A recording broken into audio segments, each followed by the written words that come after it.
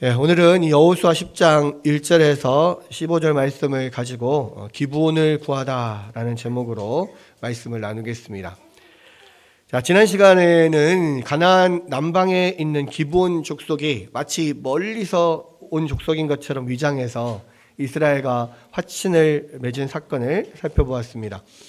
그것은 속임수를 통한 화친이었지만 하나님께서는 그런 계약조차 지키기를 원하셨죠. 왜냐하면 하나님의 이름으로 계약을 했기 때문입니다.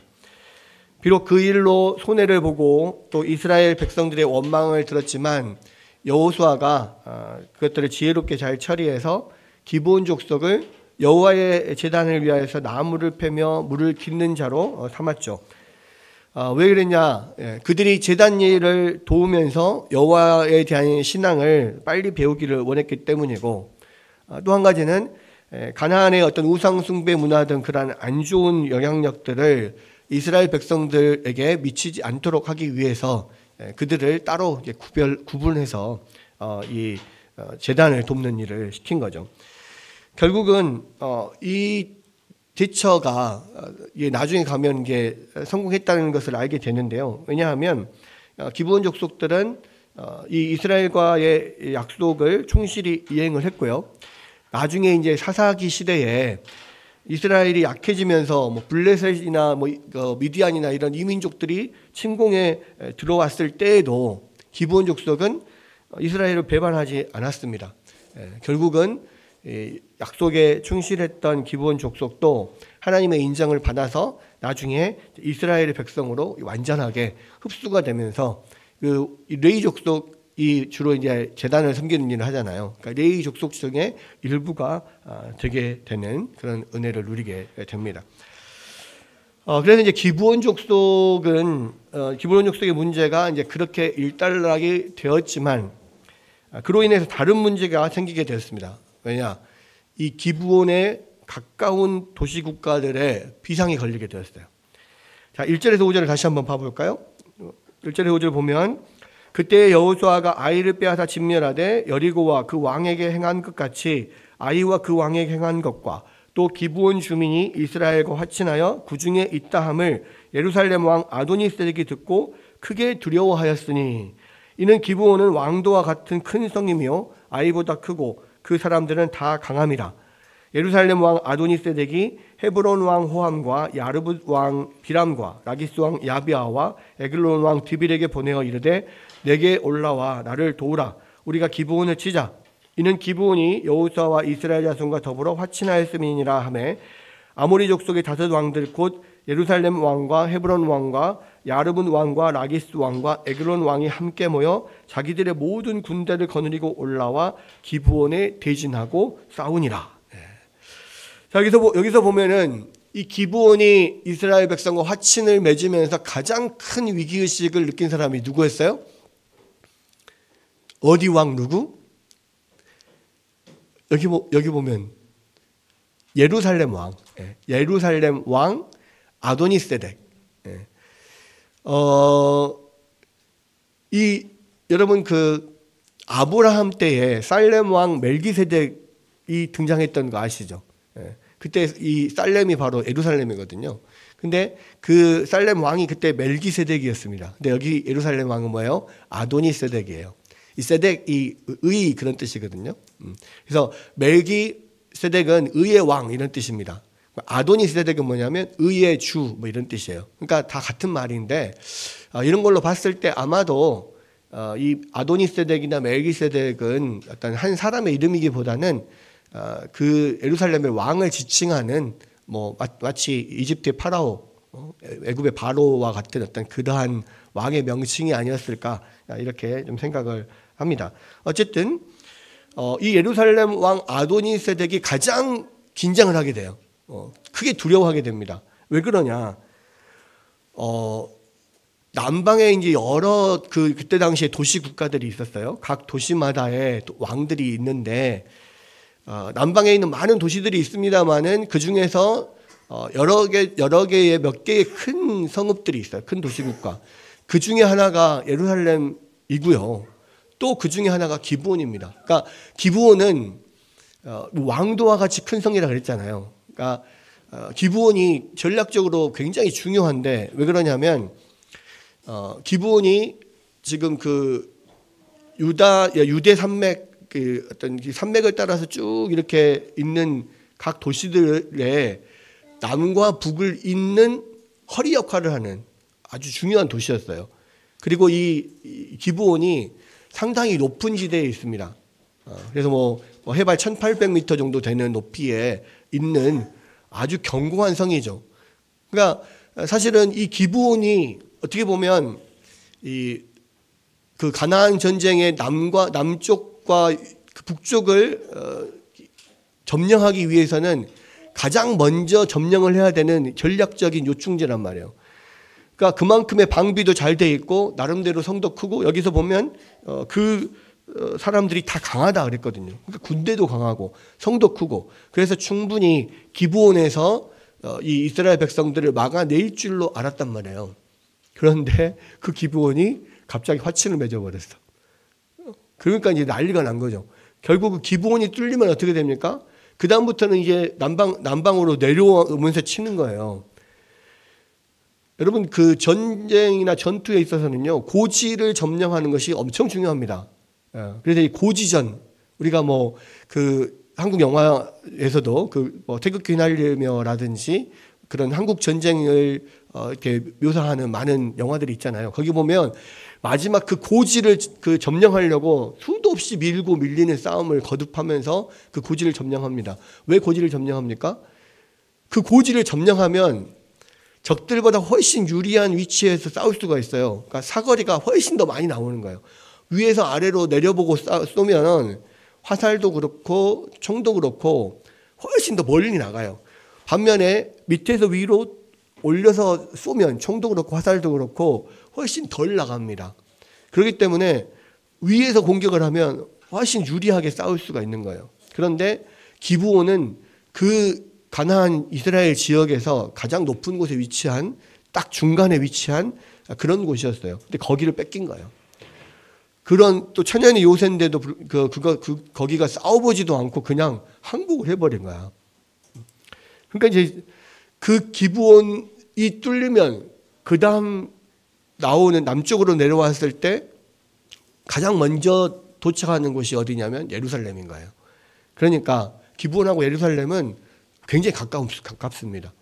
그러니까 이제 예루살렘 왕이 난리가 난 거죠. 근데 가만 생각을 해보니까 혼자서는 안 되겠는 거야.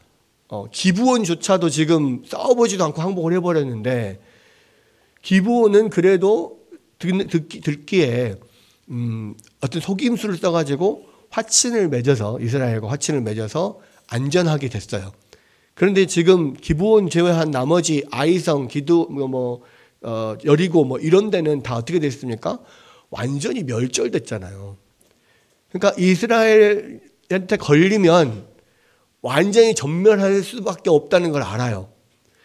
기브온은 어떻게 속여서 화친을 맺었다 치더라도 자기들까지 그렇게 할 수는 없잖아요.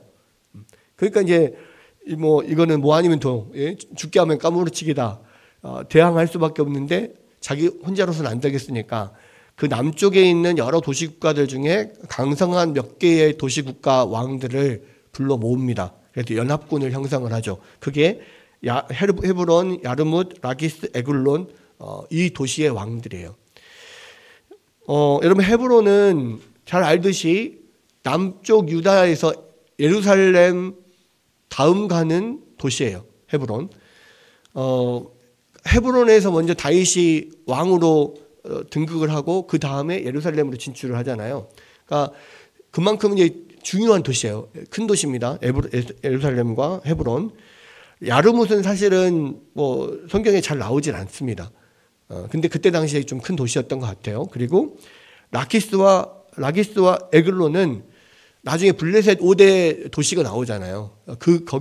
거기에서 가장 그러니까 블레셋에서 가장 큰 도시들 중에 하나입니다.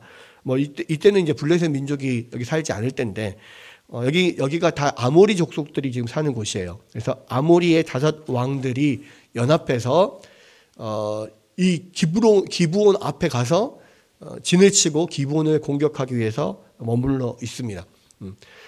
그러니까 지금 기브온을 탈환하는 것이 이 사람들에게는 굉장히 중요해요. 왜냐하면 그 전략적인 요충지라 그랬잖아요.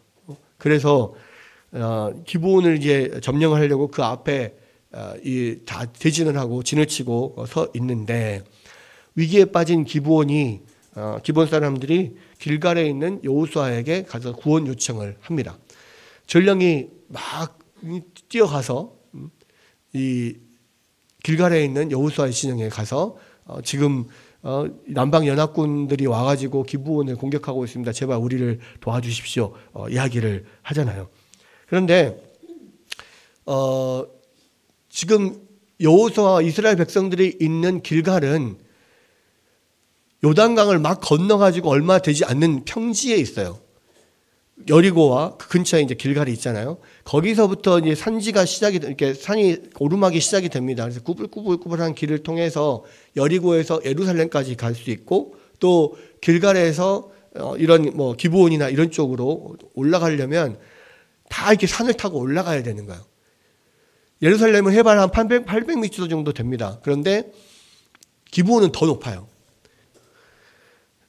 그러니까 이제 이 여호수아와 이스라엘 백성들이 기브온을 구하러 가려면 엄청난 높은 산을 계속 행군해서 올라가야 되는 거예요. 사실은 쉽지가 않죠. 그런데 여호수아는 그 구원 요청을 듣고 급히 모든 군사를 다 이끌고 기브온을 구하러 올라갑니다. 자, 6절부터 보면 이렇게 되어 있죠. 기브온 사람들이 길갈 진영에 사람을 보내어 여호수아에게 전하되 당신의 종들을 돕기를 더디게 하지 마시고 속히 우리에게 올라와. 여기서 올라와 그렇게 돼 있잖아요. 지형 자체가 올라가는 거예요. 우리를 구하소서. 산지에 거주하는 아모리 사람의 왕들이 다 모여서 우리를 치나이다. 그러니까 이 아모리 족속들이 거하고 있는 곳이 다 산지에 있어요. 유대 산지에. 그러니까 이스라엘 그 지형을 보면 요단강이 이 갈릴리 호수에서 요단강이 있고 사해가 있잖아요. 여러분 보시기에 이제 이쪽이 요단강 건너서 이쪽 편이 지금 그 이스라엘 지역입니다. 그리고 이 사해 지역 끄트머리쯤에 여리고와 그쪽에서 올라가면 예루살렘과 더 올라가면 기브온 이렇게 있는 거예요. 그러 가는 길이 있고 여기서 이 여리고서부터 시작되는 이 산지가 세로로 쭉 그냥 이 요단강 건너편에 이렇게 쭉 이렇게 있습니다. 유대산지가 있고, 그러니까 여기서 급격하게 올라갔다가 그 다음에 지중해 쪽으로 빠지면서 완만하게 이렇게 내려가는 지역인 거예요. 지형이 그렇게 돼 있습니다. 그렇게 이제 길갈에서부터 기브온으로 올라가면 한참 올라가야 돼요. 그래서 이제 산지에 주로 이 산지 지역에 거주하는 사람들이 예루살렘, 헤브론 이런 데 산지 지역에 대부분 도시들이 있어요. 이스라엘 지역은요, 우리처럼 아무데나 그냥 집 짓고 살면 살 수 있는 곳이 아니에요. 왜냐하면 지형 자체가 이 물이 굉장히 적은 지역이거든요. 물이 굉장히 적은 지역이어서 골짜기 쪽으로 내려가면 이게 그러니까 우기 건기가 나눠져 있잖아요. 건기 우기가 나눠져 있어서 우기 때는 비가 많이 내리면 골짜기가 다 침수가 돼가지고 거기는 살 수가 없어요. 그래서 대부분 모여 사는 거주지들이 다 산 쪽에 살아요. 산 쪽에. 산 꼭대기 쪽에 대부분 마을이 모여 있습니다. 그래서 왜냐하면 이제 그러니까 비가 많이 내리고 우기에 막 그렇게 비가 많이 내려도 침수되지 않는 지역을 골라서 사람들이 모여 살거든요. 근데 모여 살 때 높은 곳에 있으면 뭐가 없기가 쉬워요. 물이 없기가 쉬워요. 그래서 물이 나는 곳이, 그러니까 지하수를 이렇게 우물을 파가지고 깊이 우물을 파서 물이 나는 곳이 몇 군데가 되지 않아. 그래서 고대로부터 이스라엘은 살 수 있는 곳이 딱 정해져 있습니다. 그리고 살 수 있는 곳이 대부분 다 산지 위쪽에 있는 거예요. 그러니까 예루살렘도 산지죠. 기브온도 산지죠. 헤브론도 산지죠. 베들레헴도 다 산지예요. 거기 아니면 살 수가 없어요. 그러니까 어떻게 산에다가 집을 짓고 살지라고 하는데 이스라엘 지형 자체가 그런 높은 어떤 언덕 지역이 아니면 높은 산지 지역이 아니면 살 수가 없는 그런 곳이기 때문에 고대 도시들 이렇게 발굴을 지금도 계속 해 나가는데요. 이스라엘 백성들은 그래서 살만한 곳이 정해져 있기 때문에 그 도시가 예를 들어서 이제 전쟁을 통해서 이렇게 여리고처럼 무너지고 이 폐허가 되더라도 그 다음에 또 사람들이 거기에 또 와서 다시 정착을 해요. 그래서 이스라엘의 그런 그 도시들은 발굴을 해보면 지금도 있는 도시 밑에를 계속 파보잖아요. 그러면은 그러니까 옛날에 살던 구 도시들의 유적들이 층층이 계속 나와요. 그래서 조금 더 파 들어가면 여기는 한 100년 전에 살았던 그런 유적들, 더 파고 들어가면 여기는 한 뭐 500년 전에 살았던 유적들, 막 이런 식으로 한 곳에 거의 대부분이 사람들이 살게 돼 있습니다. 그래서 이제 그 주요 도시들이 다 산지를 따라서 유대 산지를 따라서 이렇게 있는 거예요.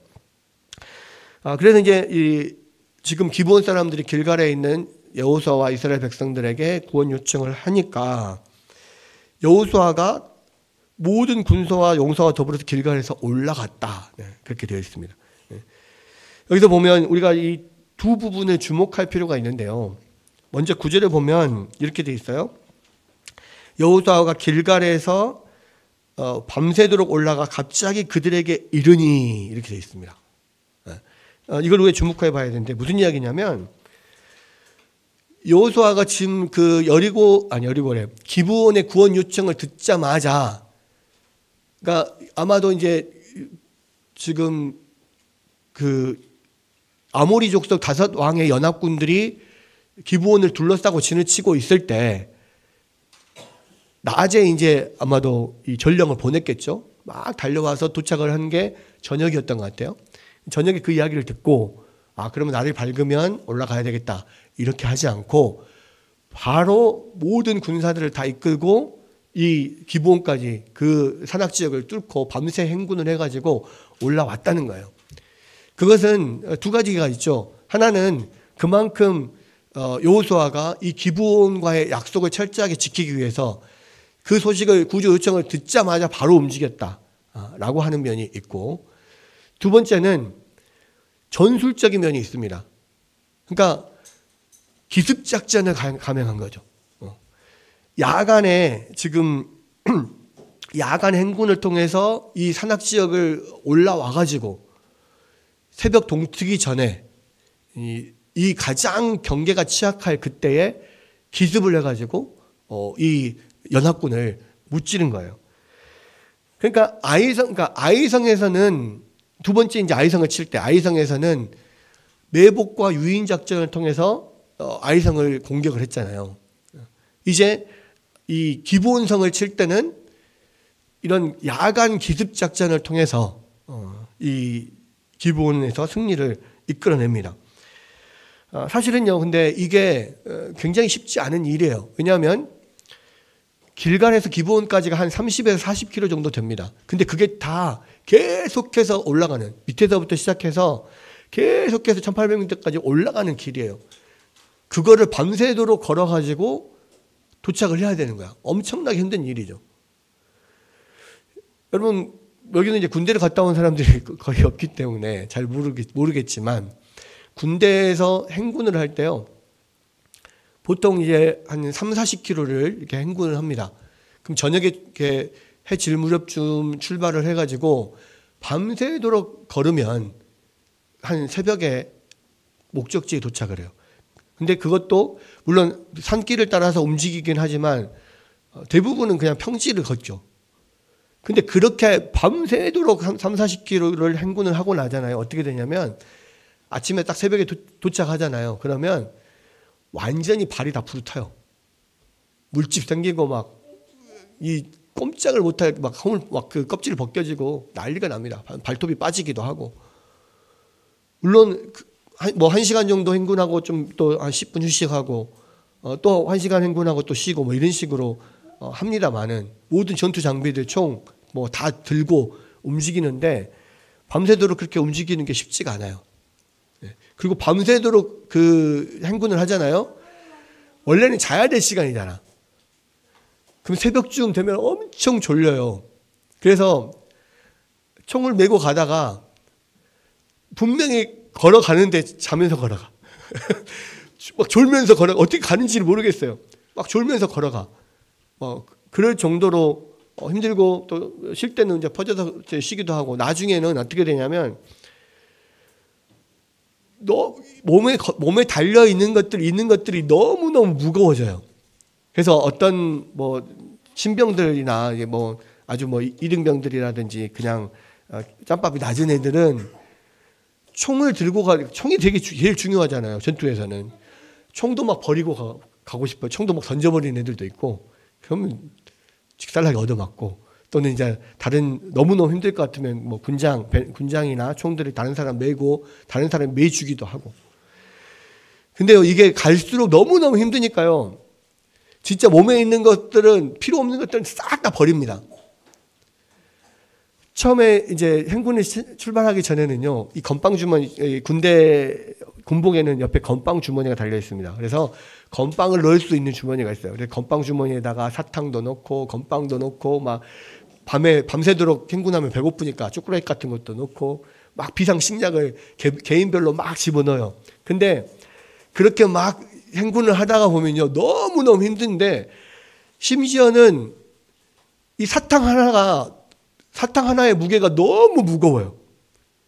그래서 막 그거 다 길에다 버립니다. 막 건빵 하나도 막 다 버려버리고. 왜? 그렇게라도 해서 좀 무게를 줄여보고 싶어서. 그러니까 그거 하나가 너무 힘든 거예요. 근데 평지에서 밤새도록 행군하는 것도 그렇게 힘든데, 그 험한 산지를 밤새 올라가야 되는 거예요. 물론 이스라엘 백성들은 40년 동안 행군으로 단련된 백성들입니다. 광야에서 40년 동안 행군으로 단련된 백성들이기 때문에 우리보다 훨씬 행군을 잘한다 치더라도, 밤에 잠도 안 자고 막 산악 행군을 통해서 밤새도록 기브온으로 올라가는 그 길은 쉽지가 않단 말이에요. 그리고 도착하자마자 바로 이 연합군들을 공격해서 치잖아요. 그러니까 사실은 밤을 꼴딱 새고 이렇게 전투를 벌여야 되기 때문에, 그것도 힘든 행군을 통해서 올라와서 체력을 다 소진한 다음에 해야 되기 때문에 쉽지 않은 그러한 일들이었어요.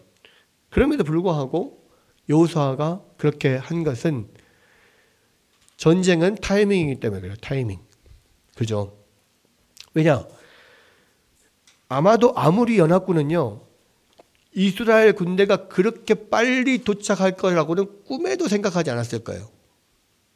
그러니까 아무리 기브온이 구원 요청을 했다 치더라도, 지금까지는 여리고나 아이나 기브온이나 다 한 성만 공격을 했잖아요. 근데 지금은 아모리 족속 5도시가 연합해가지고 연합군을 형성해서 지금 대치하고 있는 상황이란 말이에요. 이스라엘 군대는 그 전까지는 한 번도 연합군과 싸워본 적이 없어요. 그죠? 그러니까 나름대로 이 아모리 5왕의 연합군들은 어느 정도 이 정도면 우리가 충분히 할 수 있을 것이다. 이스라엘이 와도 충분히 우리가 막아낼 거다. 약간 그런 자만에 빠져 있었을 수도 있고요. 또 한 가지 조금 더 안심을 했었을 수 있는 게 뭐냐면, 기브온이 지금 이스라엘과 화친한 것은 사실은 기브온이 속임수를 통해서 화친한 거잖아요. 얘들이 생각할 때 이스라엘이 기분이 나빴을 것 같아. 분명히. 왜냐하면 그 속아서 화친한 것 때문에 전리품도 얻지도 못하고 아무것도 못하게 된 상황이잖아요. 그러니까 그렇게 억지로 속임수를 써서 화친을 했기 때문에 기브온이 구조 요청을 해도 이스라엘이 그렇게 빨리 도와줄 거라고 생각을 하지 않았을 거예요. 분명히. 게다가 이 5왕의 연합군들도 기브온에 올라온 지 사실 얼마 안 됐잖아요. 자기들도 이제 진을 치고 또 그 성을 공격하려면은 나름대로 체력도 이렇게 좀 회복을 해야 되고 준비도 해야 되기 때문에 제대로 전열을 갖추지 않은 상황이었을 거예요. 게다가 이 새벽 동틀 무렵에는 가장 경계가 취약할 때예요. 그러니까 이제 옛날에는, 지금도 마찬가지지만 요즘도 야간 전투는 잘 안 합니다. 근데 옛날에는 더 마찬가지죠. 장비들이 더 조명이나 이런 장비들이 없기 때문에 해 있을 동안 낮에는 열심히 싸우다가 밤이 되면 다 다시 자기 진영으로 가서 쉬었다가 아침이 되면 또 다시 공격을 해요. 가끔 야간에 성을 공격하기도 하는데 그것은 굉장히 이례적인 일입니다. 그러니까 대부분은 낮에는 전투를 하고 밤에는 쉬는 거거든요. 그러니까 밤에 쉴 때 처음에는 조금 경계를 하죠. 잠들기 전에. 근데 완전히 다 잠든 새벽에는 아무리 보초를 세워놔도 그 부초들도 경계병들도 졸아요 다. 그러니까 경계 가장 취약할 때예요. 근데 그때 갑자기 생각지도 못했던 이스라엘 군이 들이닥쳐가지고 이 아모리 연합군을 치기 시작하니까 아주 혼비백산, 전혀 예상하지 못한 일격을 지금 맞은 거잖아요. 게다가 지금 산성을 공격하기 위해서 그 산성 앞에다가 진을 쳤기 때문에 사실은 산성을 공략할 생각만 하지 자기들이 공격을 받을 거라고는 생각을 못 하죠. 그만큼 어떤 방어를 할 수 있는 그런 것들을 목책이라든지 이런 것들이라도 제대로 만들어 놓지 않은 상황인 거예요. 그러니까 이 가장 취약할 때 새벽에 공격해 들어오니까 아주 그냥 다 혼비백산하고 다 무너져 어이없게 다 무너지고 다 도망가게 되는 거죠. 여러분 그래서 사실은 이렇게 허무하게 그냥 5도시의 연합군이 무너져 버리는데 이것은 여호수아의 어떤 전략적인 승리다 이렇게 한편으로는 이야기할 수 있습니다. 그런데 우리가 주목해야 될 부분이 한 군데 더 있어요. 뭐냐면 8절과 10절에 보면 이렇게 되어 있습니다. 그때 여호와께서 여호수아에게 이르시되 그들을 두려워하지 말라. 내가 그들을 내 손에 넘겨주었으니 그들 중에 한 사람도 너를 당할 자가 없으리라 하신지라. 8절이죠. 10절 여호와께서 그들을 이스라엘 앞에서 패하게 하심으로 여호수아가 그들을 기브온에서 크게 살육하고 벳호론에 이르는 올라가는 비탈에서 추격하여 알세가와 막게다까지 이르니라. 네. 이 두 구절에서 보면 뭐라고 되어 있습니까? 하나님께서 그들을 패하게 하셨다는 거예요. 하나님께서 그들과 이스라엘과 함께 하셨다는 거예요. 그러니까 이 승리는 여호수아의 전략적인 승리이기도 하지만 또한 하나님이 승리케 하셨다는 거예요. 아이성 전투에서는 하나님께서 여호수아에게 직접 전략을 가르쳐 주십니다. 그렇죠? 매복과 유인 작전을 직접 가르쳐 주시고 여호수아가 그 전략을 충실하게 이행함으로써 승리를 했죠. 근데 여기 기브온 전투에서는 하나님께서 여호수아에게 승리에 대한 약속만을 해주셨고 여호수아가 그 약속을 믿고 야간 기습작전을 감행함으로써 승리를 거두게 돼요. 이것을 보면 그 모든 여리고 전투도 그렇고 아이성도 그렇고 기브온도 그렇고 모든 전투마다 사실은 하나님께서 승리하게 하셔요. 그죠? 여리고성은 실질적인 싸움을 하지 않고 여리고성을 계속해서 도는 방법식으로 해서 소리를 와 질렀을 때 여리고가 무너졌잖아요. 전적으로 하나님이 하신 겁니다. 그죠? 이스라엘 백성은 아예 아무것도 하지 않고 이 전쟁은 하나님께 속한 거다. 하나님이 이 전쟁을 하신다는 것을 상징적으로 보여주는 게 여리고 전투였죠. 아이성 전투부터는 하나님께서 이 전투를 이끌어 가시지만 이스라엘 백성들이 거기에 하나씩 조금 여러 가지로 참여하게 합니다. 그래서 이 하나님께서 전략을 가르쳐 주시고 그 전략을 사용하게 하시죠. 근데 이 기브온 전투에서는 하나님이 함께 하겠다. 내가 너와 함께해서 한 사람도 너를 대적하지 못하게 하겠다. 약속만 주시고 그 전략은 여호수아가 짜게 하셔요. 그러니까 모든 전투들이 다 하나님이 하시는 전투인데 그 방법이 다양해요. 하나님이 전적으로 모든 것을 담당하시기도 하고 하나님이 전략을 가르쳐주고 전투를 하게 하기도 하고 하나님이 약속만 하고 알아서 전략을 세워서 하기도 합니다. 그러나 이 셋의 다 공통점이 뭐예요? 사실은 하나님께서 하시는 거라는 거예요. 아무리 여호수아와 이스라엘 백성들이 여러 가지 다른 전략들을 가지고 머리를 써서 이겼다 할지라도 결국 이 전쟁을 주관하시는 분은 하나님이라는 겁니다. 하나님이 하신다는 거예요. 그리고 또 한 가지 우리 알아야 될 게 뭡니까? 하나님이 이런 실질적인 전투를 통해서 계속해서 여호수아를 훌륭한 사령관으로 점점 만들어가고 계신다는 거예요. 여러분, 하나님께서 여호수아를 이 전투를 통해서 훌륭한 사령관으로 점점점 길러 가시는 것, 훈련시켜 가는 것을 우리가 보게 되는데, 이것은 우리에게도 마찬가지입니다. 그러니까 하나님께서 우리에게 이 땅에서 사명을 주시고 또 직장을 주시고 살아가게 하는 것은 그곳에서 우리를 훈련시켜 가시기 위함이라는 거예요.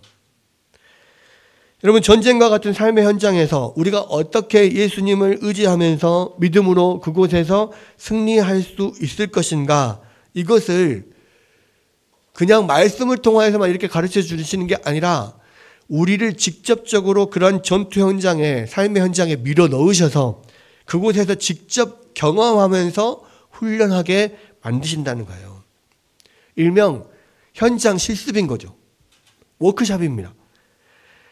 여러분, 우리가 아무리 말씀을 통해서 어떻게 우리가 믿음으로 살아야 하는지를 배워도요, 실질적으로 삶의 현장에서 실습을 통해서 습득하지 않으면 어떻게 믿음으로 살 것인가 하는 삶의 방식을, 믿음으로 사는 삶의 방식을 습득하지 않으면 그 믿음이 참 믿음이 되지 않기 때문이에요. 여러분, 그래서 여러분, 우리가 이 세상에서 살고 있는 것은요, 다 하나님이 우리를 훈련시키는 거예요. 여러분이 가지고 있는 직장이 그냥 그곳에서 여러분 돈을 벌어서 살기 위해서, 그냥 먹고 살기 위해서 그냥 다니는 그런 곳이 아니에요. 하나님이 훈련시키는 삶의 현장인 거예요. 어떻게 믿음으로 우리가 그곳에서 살 수 있을지를 훈련시킵니다. 그래서 여러분, 그곳에서 사는 것을 우리가 그냥 살면 안 돼요. 교회에서는 믿음으로 살고, 직장에서는, 학교에서는 그냥 내 마음대로 살고, 이렇게 돼서는 안 된단 말이에요. 교회에서는 믿음으로 사는 법을 배우는 것이고요. 여러분, 삶의 현장에서는 믿음으로 사는 것을 직접 실습하는 거예요. 그곳에서 우리가 승리를 얻을 때 우리가 참 승리를 얻는 것이고요. 그곳에서 얻어지는 믿음이 우리가 참 믿음이 되는 거예요. 아무리 우리가 교회에서 아멘 아멘 하고 입술로 믿습니다 해도 삶의 현장에서 믿음으로 살아가지 못하면요, 그건 참 믿음이 아닌 거예요. 여러분, 그것을 통해서 하나님은 우리를 성장시켜가고 성화시켜갑니다. 여러분, 그래서요, 계속해서 제가 말씀을 드리지만 우리가 성화되기 위해서 꼭 필요한 것이 두 가지가 있다고 그랬죠. 하나는 성경이고 또 하나는 삶의 고난의 현장입니다. 이 두 가지가 필요해요. 삶의 현장에서의 고난이 필요합니다.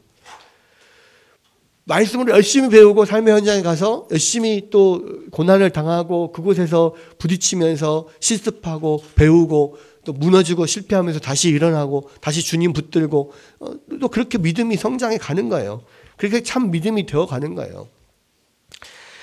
여러분, 티백이 뜨거운 물에 들어가야 차가 우러나오는 것처럼 우리가 뜨거운 고난의 현장으로 들어가 봐야 믿음이 흘러나와요. 그 믿음만이 참 믿음인 거예요. 그래서 여러분, 하나님이 우리를 고난의 현장으로 밀어넣는 거예요.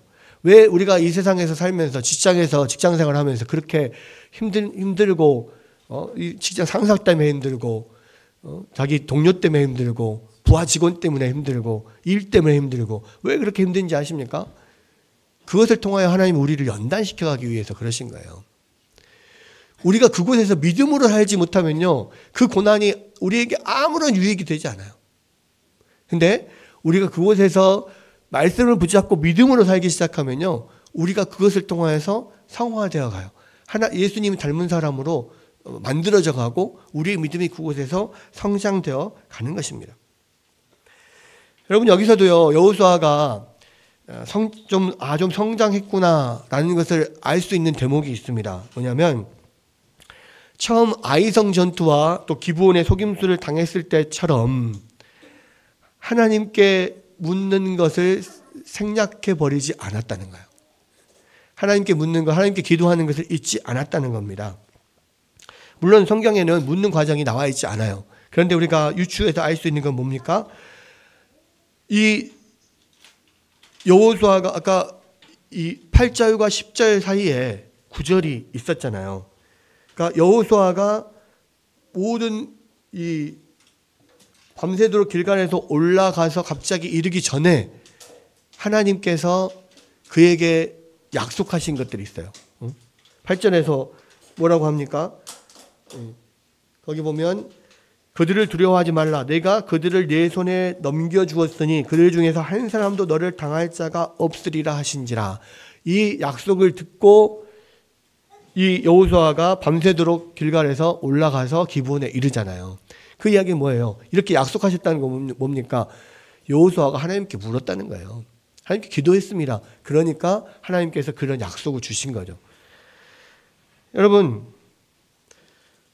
그래서 여호수아도 지금 아이성의 실패와 또 기브온의 속임수에 넘어간 그 실패를 통하여서, 그 실수와 실패를 통하여서 여호수아도 무엇이 가장 중요한지를 배운 거예요.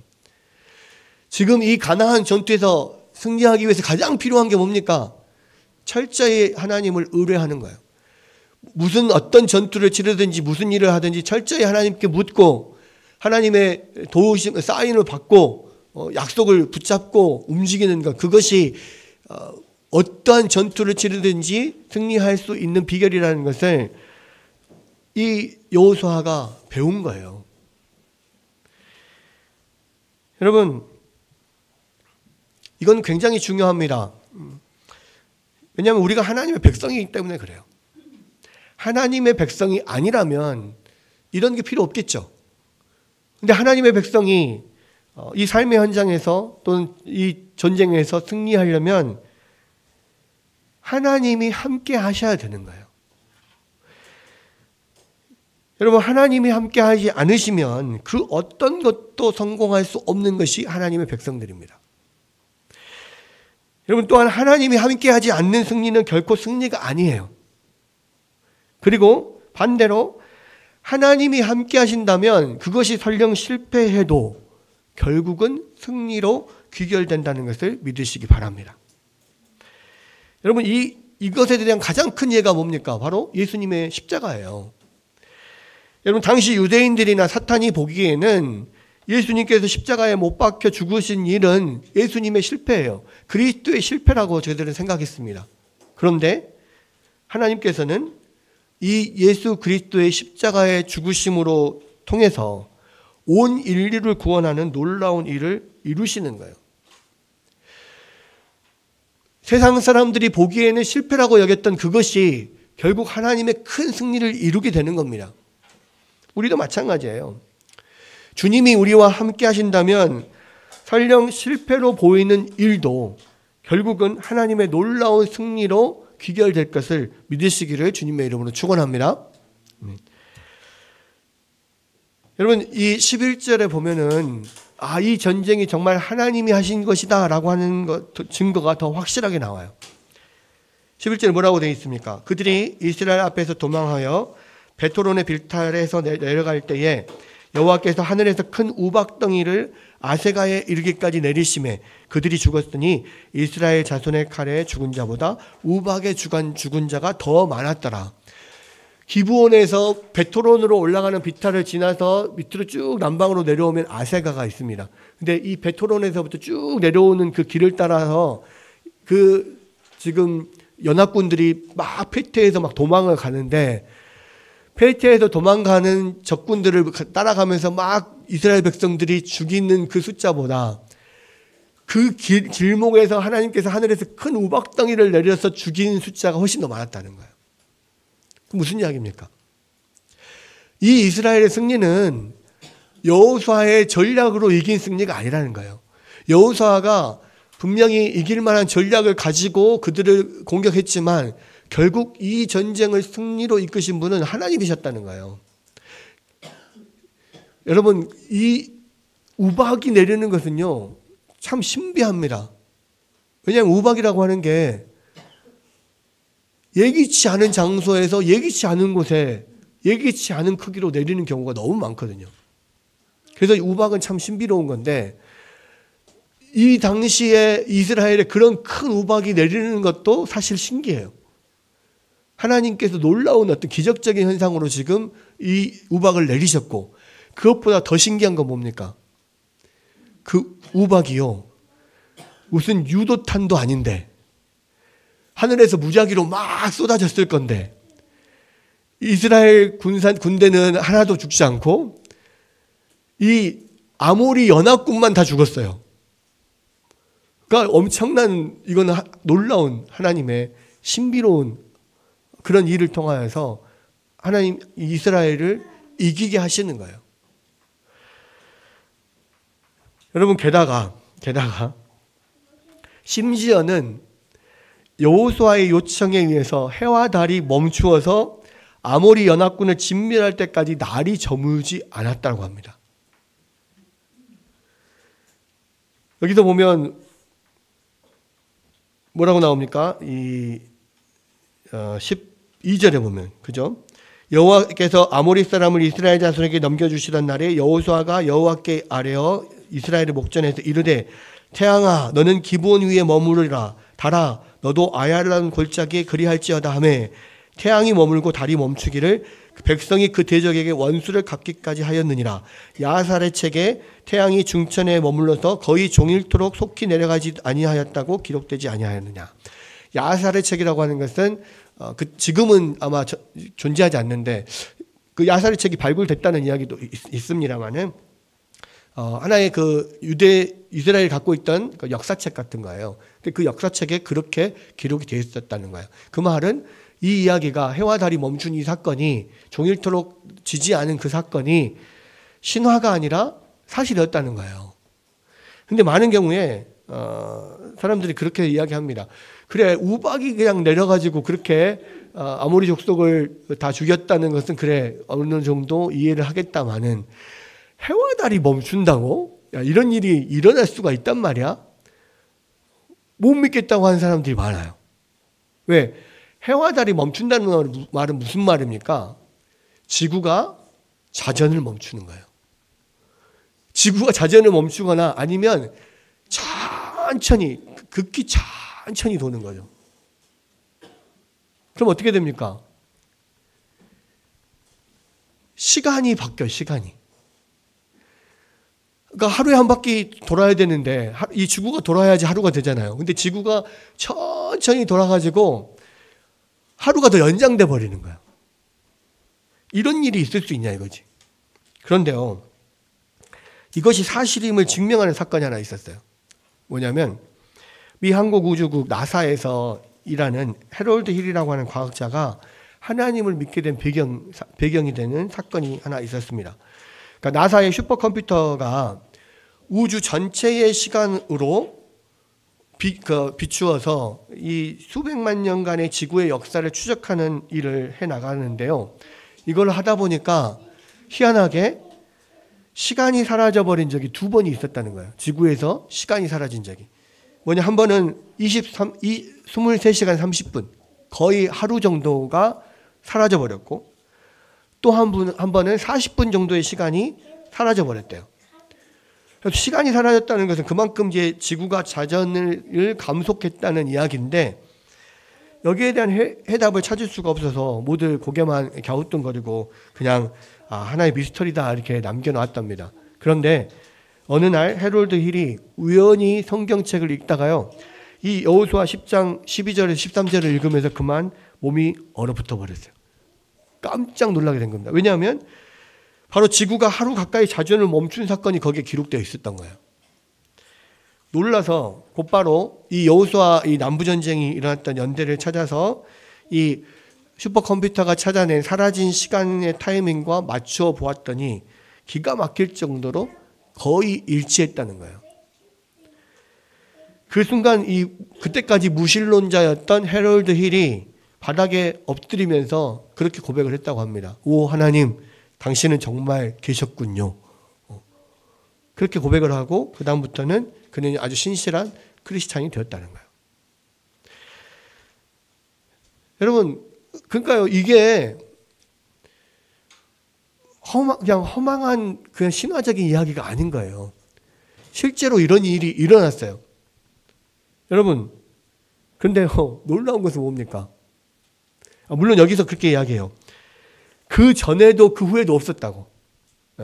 여기서 보면 이야기하죠. 뭐라고 되어 있습니까? 여호와께서 사람의 목소리를 들으신 이 같은 날은 전에도 없었고 후에도 없었나니 이는 여호와께서 이스라엘 위에서 싸우셨음이니라. 그러니까 그 수백만 년의 시간을 다 조사를 했는데 딱 그 하루가 시간이 멈춘 때가 그때밖에 없었던 거예요. 그러니까 그 전에도 없고 후에도 없어요. 전무후무한 일이에요. 그런데 한 가지 우리가 기억해야 될 것은 뭡니까? 하나님은요, 하나님의 말씀에 순종하고 싸우는 사람들을 위해서 우주 만물의 운행까지도 하나님께서 바꾸셔버려요. 지구가 도는 그 자전까지도 하나님께서 멈춰버린다니까요. 하나님 말씀에 순종하며 싸우는 사람들을 위해서. 하나님이 그들을 위해서 싸우시면 이런 일도 실제로 일어나게 된다는 말이에요. 여러분, 그 여호수아에게 역사하셨던 하나님이 지금 우리에게도 여전히 역사하고 계셔요. 여러분, 그래서 우리가 주님을 위해서 싸우고 또 열심히 말씀을 순종하면서 이 땅에서 싸워 나갈 때 정말 이런 기적이 아니고서는 도저히 할 수 없는 그런 어려움에 부딪힐 때 있잖아요. 여러분, 이 사건을 기억하세요. 하나님께서 당신을 위해서 싸우는 이스라엘 백성과 여호수아를 위해서 해와 달도 멈췄다니까요. 지구의 자전까지도 하나님께서 천천히 돌게 하신 분이에요. 지금도 여전히 주님을 위해서 싸우는 사람들을 위해서 하나님은 그렇게 놀라운 기적과 같은 일들로 역사하시는 분이라는 것을 여러분 잊지 마시기를 바랍니다. 여러분, 오늘 말씀을 통해서 우리가 붙잡아야 될 것은 뭡니까? 하나님은 약속에 신실하신 분이에요. 아무리 기브온이 거짓으로 속임수로 이스라엘 백성들을 속여서 약속을 했더라도요, 하나님은 그 약속을 철저하게 지키십니다. 그리고 그렇게 거짓으로 약속한 기브온을 위해서도 이스라엘 백성, 여호수아와 이스라엘 백성들을 보내서 그들을 구원하시는 하나님이에요. 여러분, 그리고 이 여호와를 위하여 싸우는 이스라엘과 여호수아 군대를 위해서요, 그에게 한 사람도 너를 대적하지 못하겠다라고 하는 약속을 주셨죠. 그 약속을 끝까지 하나님이 지키셔요. 심지어는 날이 저물지 않게 해와 달을 붙잡아서라도 지구의 자전 속도를 늦춰서라도 하나님이 그 약속을 지키셔요. 그리고 끝까지 여호수아와 이스라엘 백성들이 그 대적을 완전히 물리칠 때까지 하나님께서 기적적인 손으로 이끄신단 말이에요. 여러분, 그러한 주님이, 그러한 하나님이 우리의 하나님이라는 것을 믿으시고 그 약속에 신실하신 하나님의 약속을 붙잡고 오늘도 믿음으로 나아가 승리하는 여러분들 되시기를 주님의 이름으로 축원합니다.